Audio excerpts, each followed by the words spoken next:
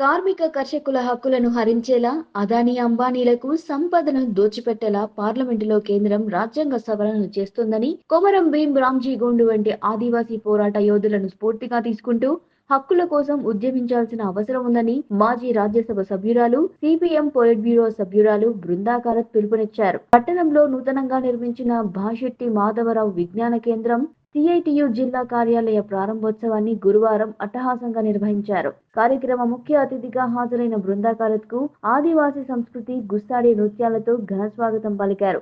ముందుగా అమరవీరుల స్తూపానికి నివాళులు అర్పించారు. అనంతరం కార్యాలయ శిలాఫలకాన్ని మాజీ మంత్రి జోగురామన్నతో కలిసి ప్రారంభించారు. కార్యాలయ నిర్మాణ పనులను పరిశీలించి స్థానిక నేతలకు అభినందనలు తెలియజేశారు. అనంతరం ర్యాలీగా బయలుదేరి R&B విశ్రాంతి భవనం వద్ద ఏర్పాటు చేసిన సభలో పాల్గొని ప్రసంగించారు. కార్యక్రమంలో సిఐటియు జాతీయ కోశాధికారి సాయిబాబు, మాజీ ఎంపీ మీడియం బాపురావు, మాజీ ఎమ్మెల్సీ సీతారాములు, సిఐటియు రాష్ట్ర కార్యదర్శి పాలడుగు భాస్కర్, రాష్ట్ర ఉపాధ్యక్షురాలు జయలక్ష్మి, నాయకులు బండి దత్తాత్రి, దర్శనాల మల్లేష్, కూరపాటి రమేష్, బండారు రవికుమార్, లంక రాఘవులు, కిరణ్, సచిన్ తదితరులు పాల్గొన్నారు. ఈ సందర్భంగా సిపిఎం పొలిట్ బ్యూరో సభ్యురాలు బృందాకారత్ మాట్లాడుతూ కార్మిక కర్షక ప్రజా వ్యతిరేక విధానాలను కేంద్ర ప్రభుత్వం అవలంబిస్తోందని అన్నారు. ఆదివాసీ పోరాట యోధులకు మోదీ సర్కారు గుర్తింపు ఇవ్వడం లేదని మండిపడ్డారు. దేశాన్ని విచ్ఛిన్నం చేసేలా చేస్తున్న కుట్రలను తిప్పికొట్టాలని పేర్కొన్నారు. ఏజెన్సీ ప్రాంతాల్లో సహజ వనరులను కార్పొరేట్ శక్తులకు కట్టబెడుతున్నారని ఆరోపించారు. కార్మిక లోకానికి వ్యతిరేకంగా అమలు చేస్తున్న 4 లేబర్ కోడ్లను రద్దు చేసే వరకు పోరాడతామని స్పష్టం చేశారు.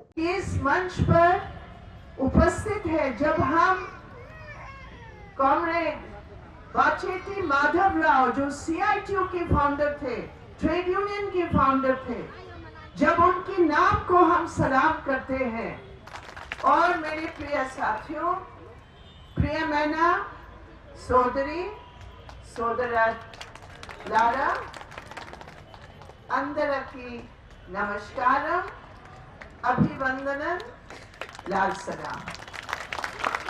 मैं आपसे क्षमा चाहूंगी कि तेलुगु रादू की भाषा अलग है, लेकिन ये लाल झंडा की दिल की बात एक ही है और वो बात है न्याय की बात। मजदूर, किसान, महिला, नौजवान, छात्र साथियों की हक की बात।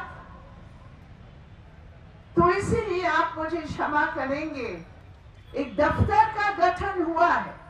मैं गई थी दफ्तर में, मैंने देखा कितने अच्छे बड़े बड़े कमरे बने हैं और मुझे गर्व है इस बात की कि ये दफ्तर अडानी अंबानी का पैसा से नहीं बना है जो आरएसएस के दफ्तर बनते हैं।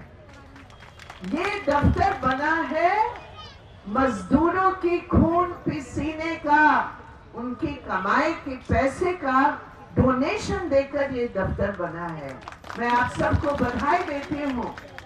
मैं एक और बात कहना चाहती हूँ, जब लाल झंडा का दफ्तर बनता है वो सीमेंट और ईंट का जरूर दफ्तर बनता है।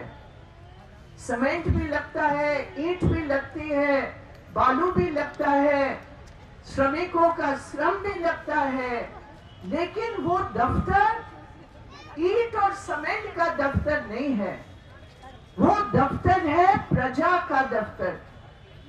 वो दफ्तर बना है ताकि इस देश में जो शोषण आधारित सरकारें चल रही हैं, जो समाज का गठन शोषण आधारित बना है, उस शोषण के खिलाफ, उस पूंजीवाद की करूर नीति के खिलाफ